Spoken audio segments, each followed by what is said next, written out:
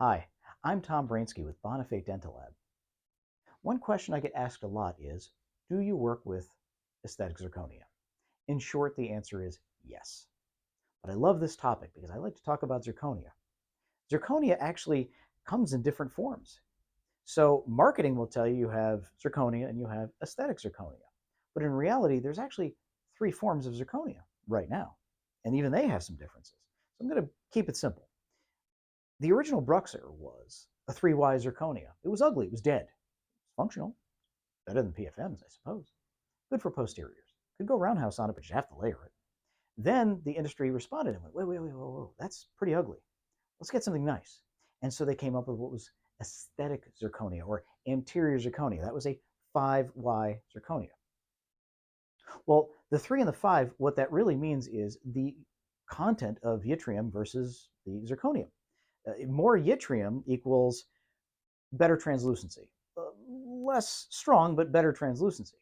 So therefore, the 3Y would be very, very strong, but kind of dead looking, where the 5Y is a higher content of yttrium with that zirconium mixture, and therefore you have a much better looking crown. As a matter of fact, in many respects, because those 5Y zirconias, those anterior zirconias, are so translucent, and they are beautiful, the values are lower. That's actually one reason why we don't work with that one. Instead, most of our crowns are made with what is called a 4Y zirconia. So it actually has all the same strength as a 3Y, like the Bruxer, but it has the really nice appearance and better translucency of even like, say, an Emax or a low translucency Emax. But it looks natural, but it's strong. So it's a far better product in my opinion, which is why we do it in our lab. So I hope you enjoyed this really quick video explaining the differences in zirconia and why we use what we do. Now, to be clear, if we do have some cases that require a 3Y because maybe the stump is just so dark and even our zirconia would shine through, or maybe it's a titanium abutment and it's a really thin piece of zirconia, we may have to go with a 3Y and put a micro layer on there, a micro layer of porcelain.